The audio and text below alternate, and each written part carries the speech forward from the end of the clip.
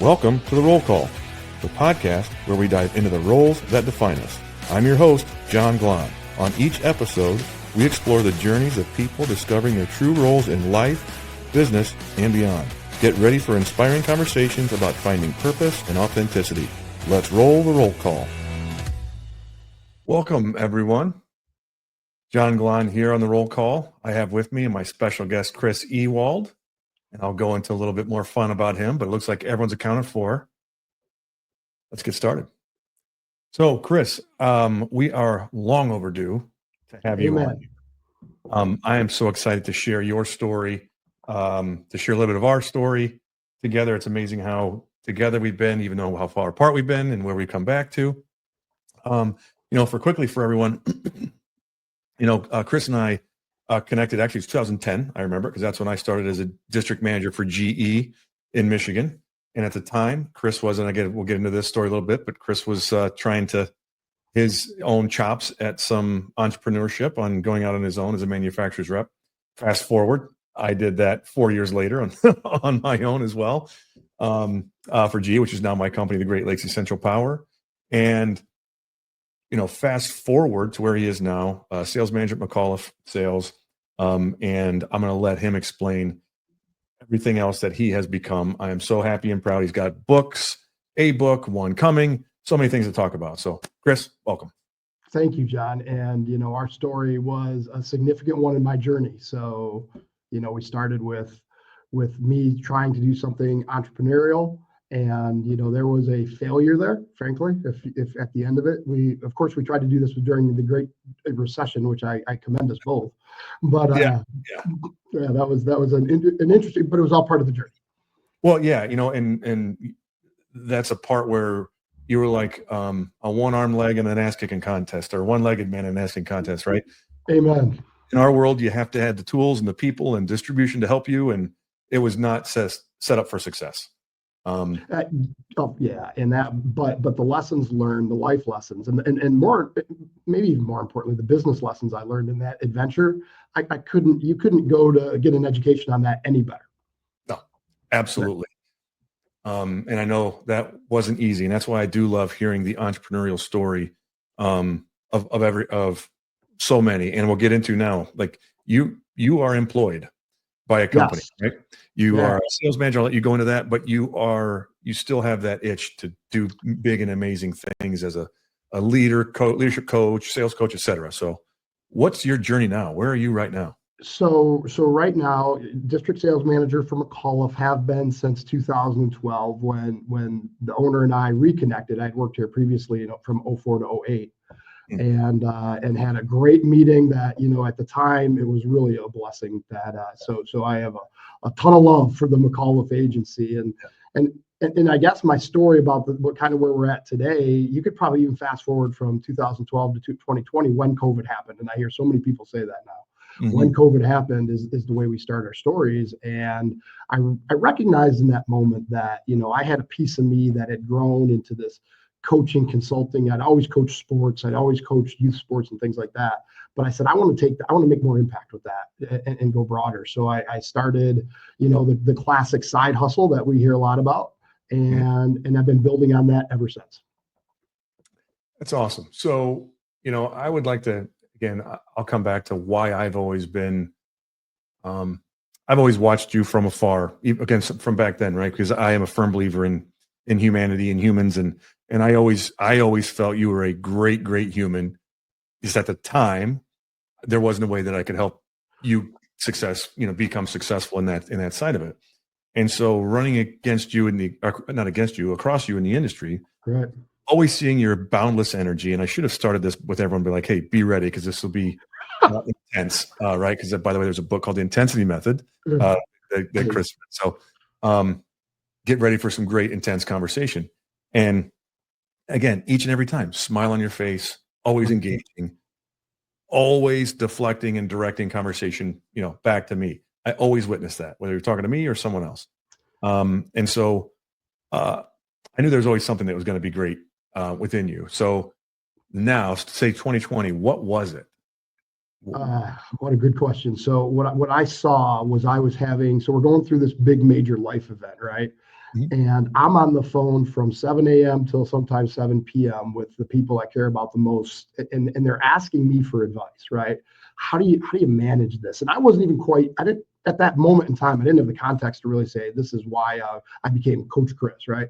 Mhm. But what I did recognize was I had gone through a couple of those big experiences when you get to be a little older. And I had a roadmap, a framework on how you could manage that and come out on the other side even better. And so that's when I said, hey, let's turn this into a coaching business. And I started with individuals. And while so rewarding and so impactful, and to your point, John, I get to, connect with people on such a deep level. It also was pretty heavy emotional lifting, right? I was carrying a lot of that. And so I had to learn to manage that again. But Mhm. coaching has been in my blood and since I was a kid. And just within the last year, and it's part of the second book, I recognized when it happened and when I became a coach, Mhm. and didn't know it happened then. And until you kind of unpack it throughout the years and kind of look at those pivotal moments in your life, I kind of figured out this day and time, which is the next book, From Ashes to Inspiration. That's when I became Coach Chris. Wow. So, um, you're doing a full-time job, right? Yes, sir. In the industry. And, obviously you're expected as a sales manager, you're expected to grow your people, grow your territory, all that kind of stuff. And you're a sales organization. So you don't make anything just like us, right? You are a Yep. selling organization. So your job is to grow sales every day. And I was actually just looking at McAuliffe, right? I think it's powering growth, I think is Yeah. was your Great tag. tagline. Yeah. Um, and, and so, you're charged with doing that. And most folks in the industry, most industries, even our industry, right, is known to be hard workers and going to get it. Where did you find the time? How were you able to continue doing that and try to figure out, again, not just trying to do coaching, but write a book? By the way, I'm sorry, I'm not doing this service, right? The Intensity Method, self-published a book, Yes, right? sir. Intensity Method. You can find it on Amazon. That's where I got it. Right. And it's for people like me with short attention spans, right? And there's fire Yeah. on here too. You probably even knew way more than you did before that. So how do you talk me through that? Like to say Yeah. more time, et cetera. So so when I started this coaching business, I didn't have really, it was just me and people I knew, right? So I'm like, how do I get to a broader audience? How do I touch them? So, one of the ways you could do that was to go and write a book. And so I never intended to write a book, John. It was not part of my roadmap, my game plan. But I'm like, okay. So I started, through all the different trainings we do in sales and business and all that. I'm like, okay, I'm going to gather a series of stories. I've always been into self-development, leadership, sales for my entire life. I've studied that for the last 30 years. Mhm. And so, but what I really decided when I wrote the book was, man, I want to distill that down into something easy. I have a short attention span. I have a very high energy level, as you stated. So I'm going a million miles an hour. And I used to look at that as a negative. And I said, how do I turn that into my superpower? Right. Oh, So I took those short stories. I said, I'm going to condense this, some of these very all wonderful books on different aspects of life and condense it into a plane ride where you can read it and go ahead and kind of take away the key moments of that, those little nuggets that come from the book. And I shared a lot of personal stories in there that helped me connect with those ideas and principles. no, that's awesome. And because it's hard for me to imagine, um, one, sitting down to do it, right? I think, uh, again, for me, that's just one of those. English was never like, as far as school, like my son's going through doing finals right now, and he's talking about he has English tomorrow as a final. I'm like, oh, like All me right. writing Yeah. just takes me forever. Throw me some science, throw me some math, all that good stuff. But writing, so actually, like getting the stuff out. One is it's distilling what do I have to say, and then actually writing it out, right? Yeah. So And for you, just encourage that way. if I didn't, because I had a long conversation with a gentleman this week about that, and I had a ton of imposter syndrome, right? Yeah. Why my story? Who cares, right? There's this guy, right, who's gone through this series of events, and the way I've gotten through the imposter syndrome, and I think we all deal with this on some level, is, you know what? Everybody's story resonates with a different crowd. So I had to kind of get out of my own way and say, there are people who are going to connect with your story. They may not connect with that person that you have taught from or learned from, and right. And so that was how I overcame at least the imposter, syndrome thing that happens with everybody who's a creator. Mm. No, absolutely, and that's great for you to self-discover that. Right. This podcast is my version of me overcoming mine. Yeah, love right. Because again, what story do I have to tell? it. Social media. I never did social media. And really, if someone's like, well, it's actually not about you. It's about the people you're inviting on. If you flip it from not about you to, you're having a conversation with someone and their story is what's resonating. It's like, this makes this so easy and so fun. And I, it may shine that. But I had someone else pushing me over that ledge versus you, self-discovering that and jumping through. I think it was through not, I've had coaches for years. I highly advocate getting a coach because they provide so much value to you. And so that helped me, of course. So I didn't do it completely by myself. I had some encouragement, but the actual writing of the book, one of my sales, proteges, I was on a long drive with him up to Alpena, Michigan, beautiful Alpena. And I'm kind of telling him the stories. And when we got to the end of that trip, which was about a 4-hour car ride, he looked at me and he said, "Chris, you should write a book." We got to the coffee shop, John, and I opened up a Google Doc and I started the book. Now, it took a couple of years to throw a bunch of stories down, move it around and get the right lessons out there. Yeah. But that's how that all started. It was kind of through a sales and coaching event that he said, "You should write a book." I said, "Done. Let's try that." Oh, jump in and go. I love that. Talk to me about, because you have a role at, at work. Mm-hmm. You have, a role that you're playing with your clients.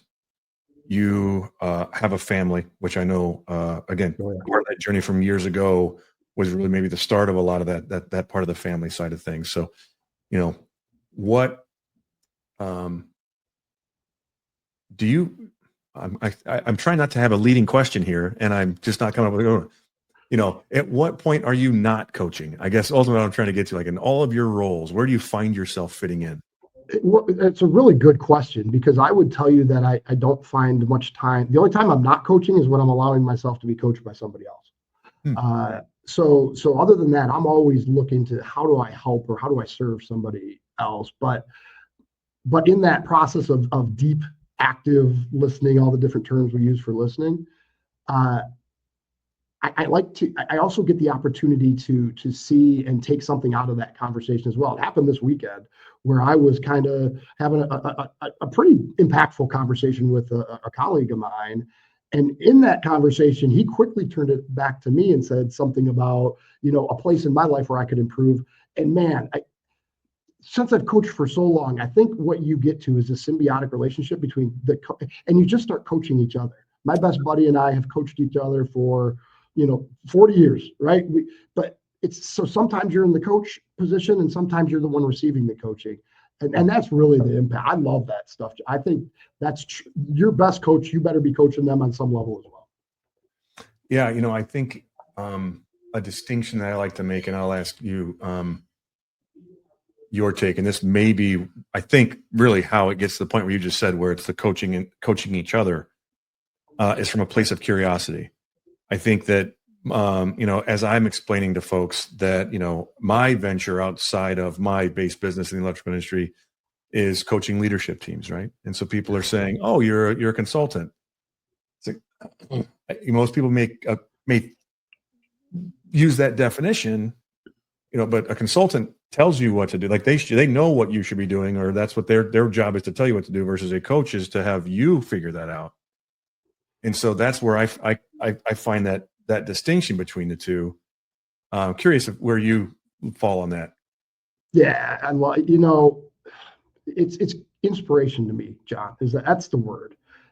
How can I inspire somebody else? And in turn, if I'm able to do that with one of my stories or one of my lessons or whatever that might be, I have found that 9 times out of 10, maybe higher than that they inspire me in some manner or some way.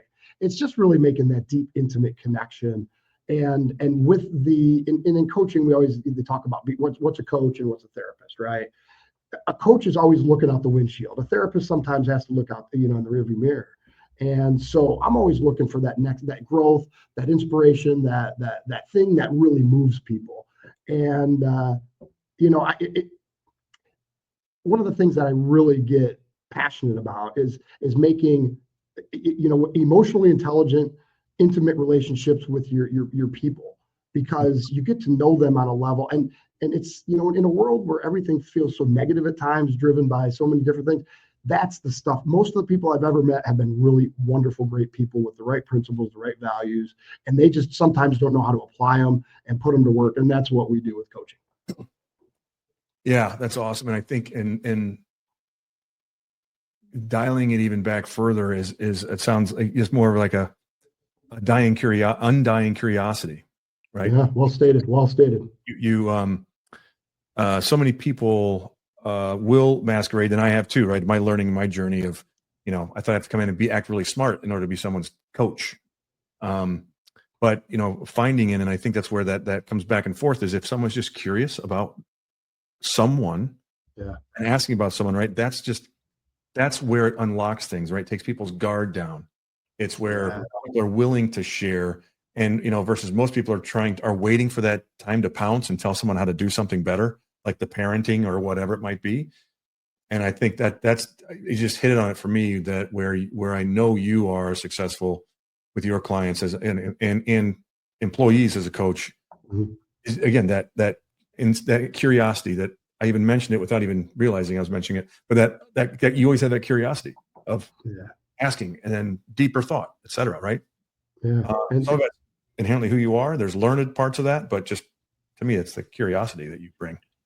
I appreciate that. And we had a meeting here earlier this morning, and that came up. And then another thing that I think is hugely important, and I started to realize this probably in the last few years, right? And it really is just being the most authentic version of yourself. In sales, we were kind of taught to put on a mask and be this and be that and be this. And I struggled with that for years and years. The more authentic I've become, the easier it is to be curious, because people are connecting with you on that authentic level. And there's some research or some science that backs this up, that the highest frequency, and all humans they emit a frequency, the highest frequency you can emit and share with somebody else is authenticity. It's higher than love. And that kind of hit me like a box of rocks. I'm like, okay, sometimes when I'm in a sales meeting and I think I have to put on this mask, hey, Chris, be you. When I do trainings, I jump down and do push-ups to get started. And people laugh about it and stuff, but that gets me pumped up to do that type of training. Or if I'm speaking, I do the same thing. Bring what you have. And not everybody's going to be a weirdo like me with this high energy and kind of smiling all the time and let's go. But whatever that authentic version of you is, and that is so critical into developing really high-level relationships. Oh man, you just brought me back to something that was a realization that I had as well. I call it being a chameleon. Where again, that was we're similar, like a salesperson, right? I can speak to the CEO, I can speak to the guy on the job site, and I wore that as a badge of honor. And in reality, I mean, that is good that you can do that, but you're also not showing up as yourself. You're not showing up as your authentic self. So you just brought that home for me. It doesn't mean you can't have those conversations. Doesn't mean you can't still relate to a CEO and relate to someone working in the field or on the manufacturing floor or whatever. There are different conversations that happen, but you can just be authentically curious with all of them. And how easy does that make it? It's spot on. I mean, that's, and John, you and I've always had the similar approach that we'll talk to as we walk in the front, to the receptionist, to the person in the warehouse in our industry, right? Or to the CEO. And how do you do that effortlessly? And that is just being authentic. And I think I spent a lot of time worrying about, I was a little quirky, right? I have a short attention span. I have a hard time staying focused in cases. And it made me feel like so outside of the goals I'm trying to accomplish. And now that I've embraced that, John, and just, this is what you get. This is the best version of myself. and hopefully we connect. And if we don't, I love you. Find someone you can connect with. I understand that. And that's been something that I've been on that journey and will continue on that journey as I become even a better and more authentic version of myself. Wow. And I get that. That'd be, interesting how you would, again, in the sales world, everyone hates losing the job, losing the order. We're employed to sell things, and to be able to, what you just said, like lovingly say, you're not buying my stuff. That's cool. Yeah. Find someone, right? How do you coach that when you're also trying to charge someone with going to sell more stuff? No one's perfect. Yeah. And no one wins 100%, right? And we coach to that level, right? We want to go get it all. And one of the challenges I've had, and I write about this in the second book, was, I always had this place where nothing was ever good enough, right? Then I was always chasing the next victory, the next challenge, and created a bunch of stress and anxiety for myself. And on this journey of coaching and consulting and speaking, I found, and you'll hear these tools. These are not new tools that people use, but they're out there. But journaling, meditation, mindfulness. But by starting to apply those, and I started to apply those probably in 2022, like actively, like where I was doing it almost on a daily basis where I could, that has really given me that perspective to say, okay, you are the best version of yourself. You're going to continue to be a better version of yourself because you're going to practice at it every day, and you need to grow. But just, so it's just been so much fun, John, to learn this. My journey has been so much about self-reflection and how I got here, as much now as it has been about where I'm going next. All right, it's time. Let's bring it back to the book, right? The new upcoming book. Yeah. It's coming out June 5th. Correct. Right. And you did say the title, but I'm going to go with the rest. From Ashes to Inspiration, Igniting Leadership in the Face of Adversity. Rock and roll, baby. This is your stage. Cool. Here, let's rock. Okay, here we go. Let's let us have it all. Okay, so as I finished the first book, the first thing I learned was I didn't expect to be a writer, but now I got this thing that exists online, and I try to get it to the world, right? Mm-hmm. I've been selling B2B for 30 years. I haven't sold B2C much. So now that's the space I'm in. John, there is a whole world back there that is it's a whole different marketing approach, how to show up online, how to get attention. That journey took me to a space I never anticipated going, which was internet marketing, and it was awesome. It was a whole new world to me. And that just, I got into it and I studied it and I started listening to influencers and people in that space. So as I'm going through all of that stuff, I'm starting to capture more stories. And as I signed up to become a 10X business coach. I'm a certified 10X, but I started doing all these other things adjacent to the career, and it led me to this place for the second book. I'm driving to work one day, and this is in the book, but this is a preview. I'm driving to work one day, and I started recording videos when I drive because we're in the car so much, right? Yeah.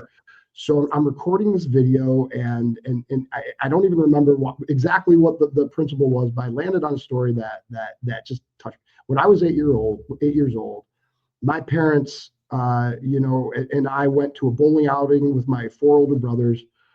And when we were coming home that night, we were at the corner of Denton and Geddes Road, and the cop said, "You guys got to turn right. There's a house fire." Yeah. My dad starts driving, and he's looking over his shoulder, and he's looking over his shoulder. We're not more than 200 yards down the road, and he says the 3 words that I'll never forget. He said, "That's our house." Mm.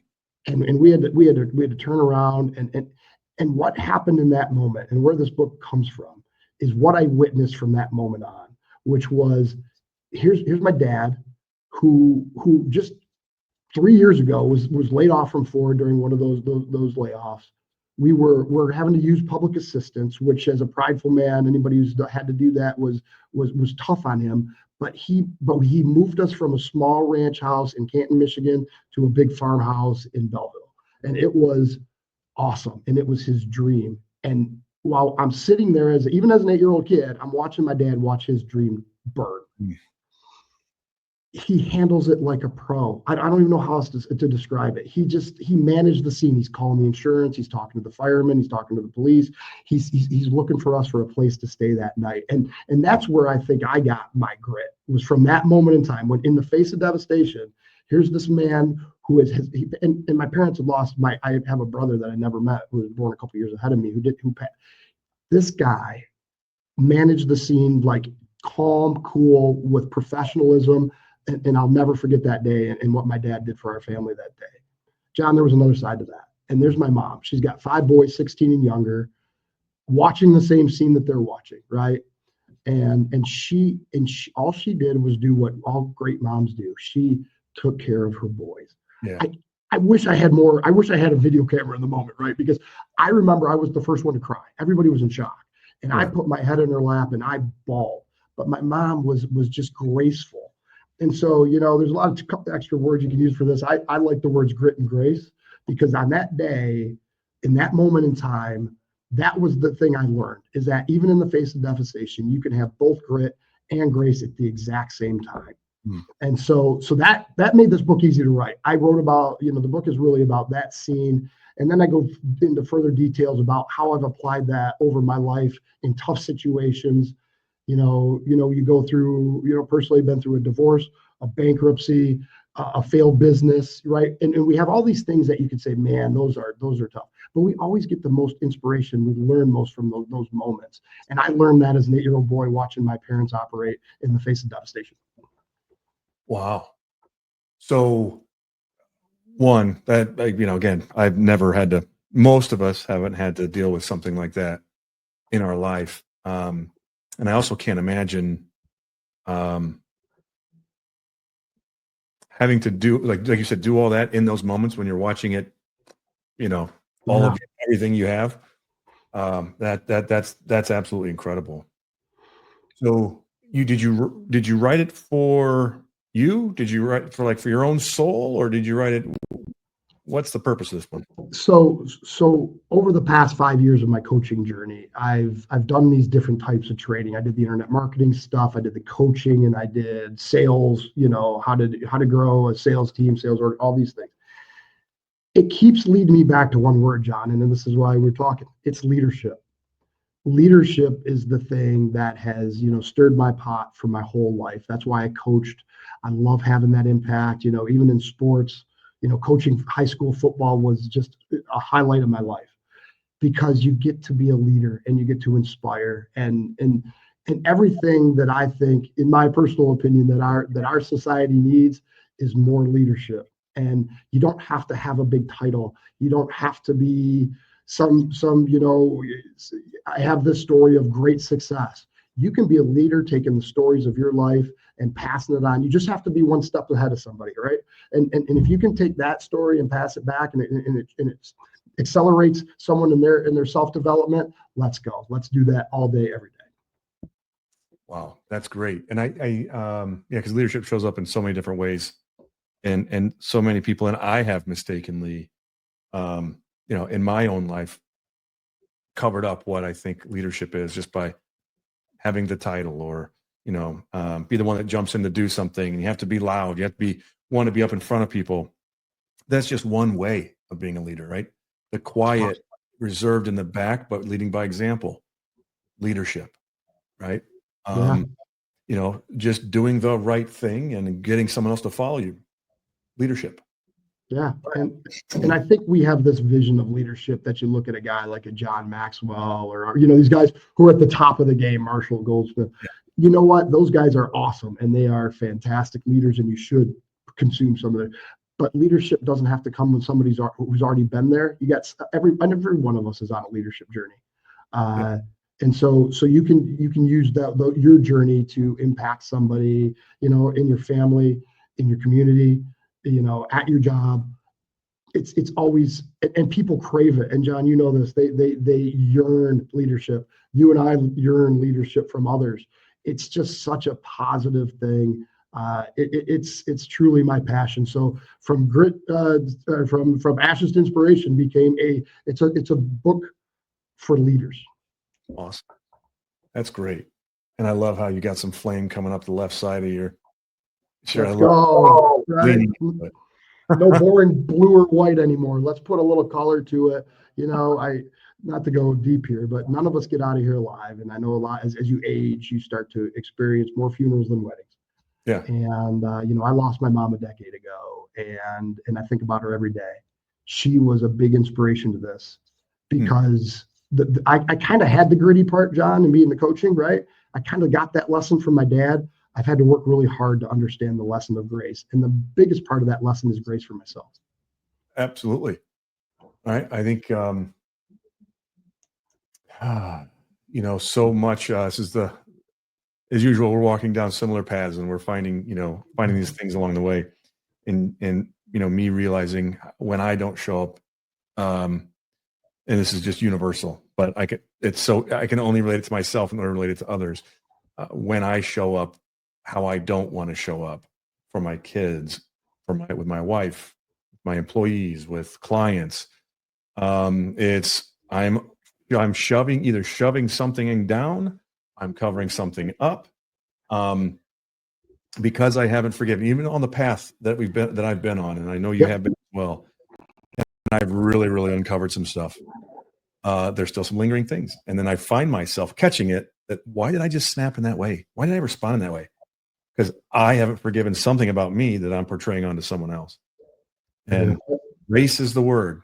Gratitude, right? We can live with that. You said, if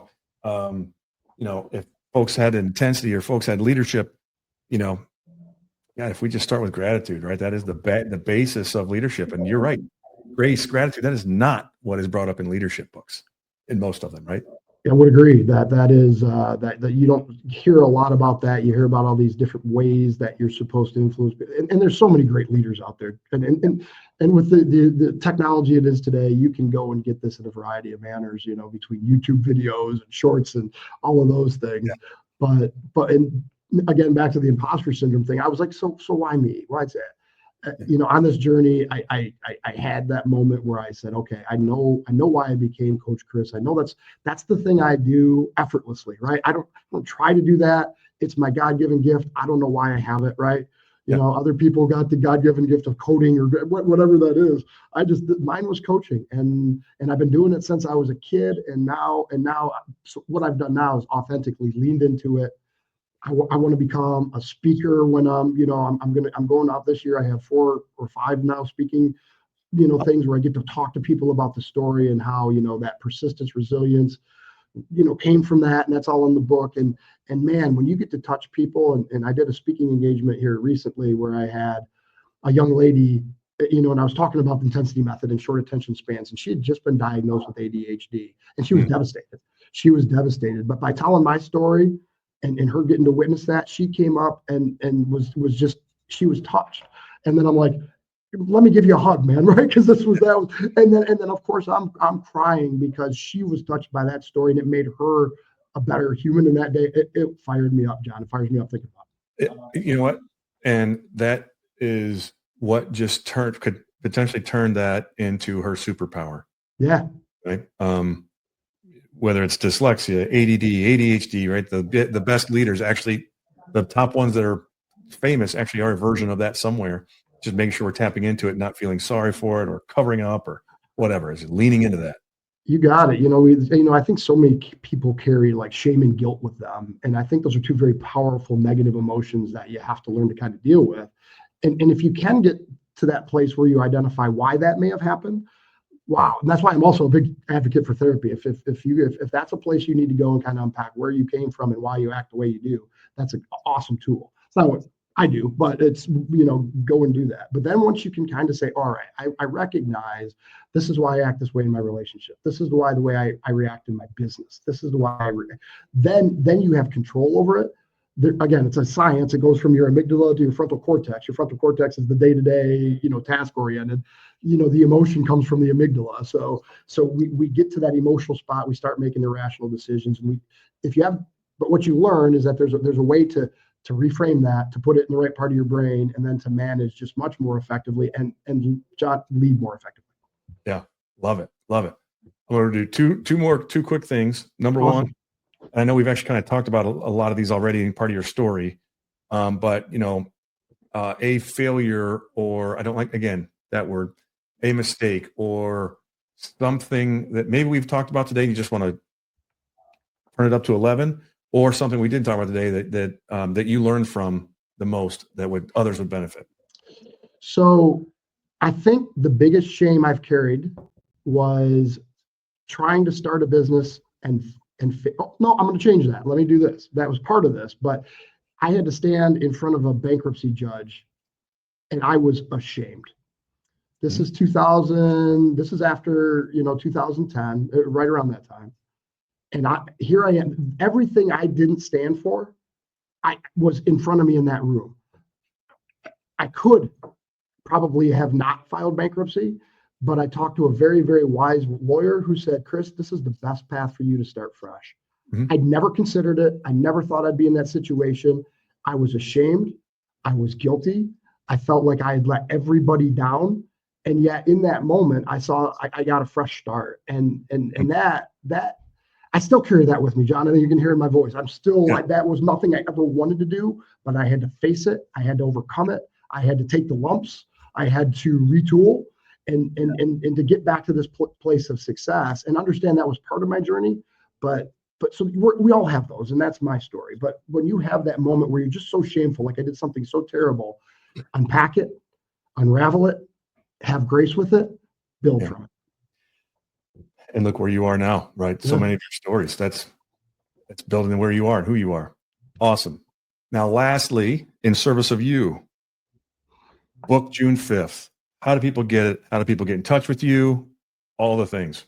Okay, I'm all over social media. So Coach Chris is my thing. I have a website. It's intensitymethod.com. But the book will be launched on Amazon only. I did talk to 2 publishers and decided I'm going to own that. And John, you were influenced this by, you said it. Chris, you have intellectual property. I don't know if you remember saying that to me. Oh. I was talking to a publisher and I said, if I give this away, I don't control that anymore. And I'm not trying to write this book to be a New York Times bestseller. I'm writing this book to impact people. So thank you for that. You didn't know you gave me a lesson in that conversation, but you did. So that was that. I'm going to put it on Amazon. For anybody who ever wants to self-publish a book, I'll help you. It's, Amazon makes a lot of money on those books, which is great. You know what? They take care of a lot of the stuff, but I get to get my story, my message out there. It's the easy button for the audience. And I love that. If you can just add, I got a gentleman who I coached over the years, sent me an email. He's going to do the Audible book. It may not be ready on June 5th, but he's doing that as part of his journey and his growth. And I said, heck yeah, brother, you read my book and we'll do that. So June 5th on Amazon. It's From Ashes to Inspiration. It's a leadership book for people with short attention spans, and that's go. Love it, man. Chris, I knew we'd have fun and we could probably go for another couple hours like we did probably last time we were together. So again, thank you for taking the time to join me today. Get the book and follow Chris and use him for his services. So again, that's a wrap, everyone. Thanks for tuning into The Roll Call with John Glahn. If you enjoyed today's episode, be sure to subscribe for more insightful conversations. Remember, discovering your true role in life is a journey worth exploring each and every day. Until next time, keep defining your path and living your authentic self. This is John Glahn signing off.